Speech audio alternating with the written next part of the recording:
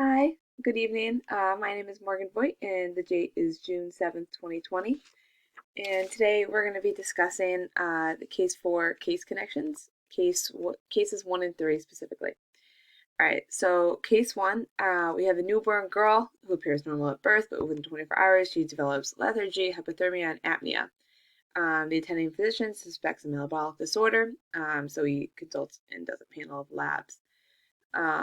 Which diagnostic would be the best to distinguish between a urea cycle disorder and a disorder in beta oxidation? So blood glucose, for starters, this would be a decent choice if we were trying to diagnose a beta oxidation disorder. Low blood glucose or hypoglycemia is a clinical sign of a fatty oxidation defect within the body. And this comes from the inability, to metabolize fatty acids, reducing levels of acetyl-CoA, and therefore inhibiting pyruvate carboxylase, which is going to decrease the substrates available for gluconeogenesis, therefore decreasing our overall hepatic glucose output. And why the blood glucose levels would be a good indication of fatty acid oxidation disorder due to the presence of hypoglycemia. It would be difficult to distinguish between other disorders that also have hypoglycemia as a symptom. All right, so urinary acids. This would be a great choice if we're looking to diagnose your urinary or a urea cycle disorder.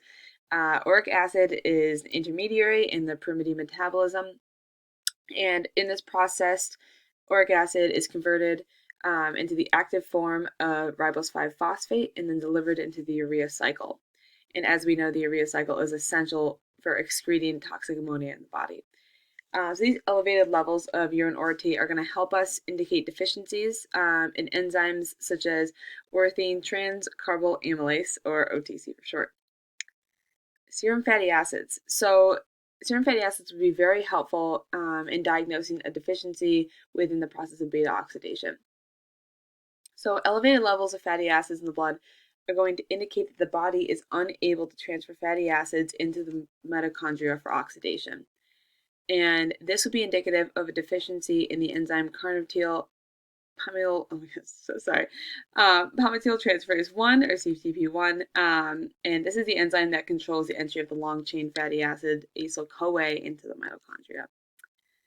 And all right, last but not least, plasma glutamine. So this would also be a decent choice if we're trying to distinguish between urea cycle disorder. However, it's not the best answer. So plasma glutamine, elevated levels of plasma glutamine are typically going to be associated with hyperammonemia in patients with urea cycle disorders, and it can also be seen in patients with OCTC deficiency. So while it is not as helpful as a urinary acid test, it can also help us lead to a diagnosis of a urea cycle deficiency disorder. So we have all the all right, so diagnosis. So after evaluating the information provided as the consulting physician on staff here, I'm going to diagnose this patient with a urea cycle disorder. And I would confidently say, due to all the information provided, that this patient is suffering from an OTC deficiency. And this can be concluded by observing both the elevated levels of ammonia in the blood and the elevated levels of uric acid in the urine. So now on to enzymes. So the deficient enzyme, like I said, is OTC, and a deficiency in this enzyme is going to prevent the conversion of carbonyl phosphate into citrulline, which is going to create elevated levels of carbonyl phosphate, which would then move to the mitochondria, or move from the mitochondria into the cytoplasm, which will then contribute to pyrimidine synthesis. And this process is going to cause a decrease in the enzyme OTC, which is going to result in decreased citrulline levels. And as you recall from this patient, while her citrulline levels weren't super low, they were lower than normal.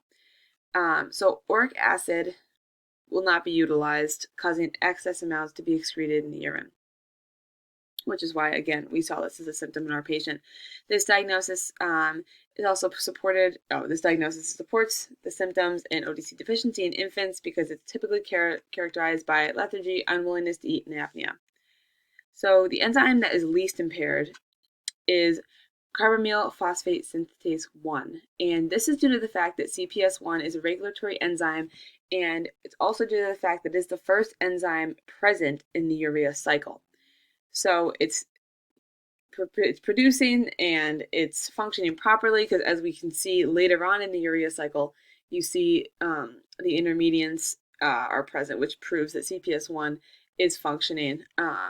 So that's going to be the least impaired enzyme of the group.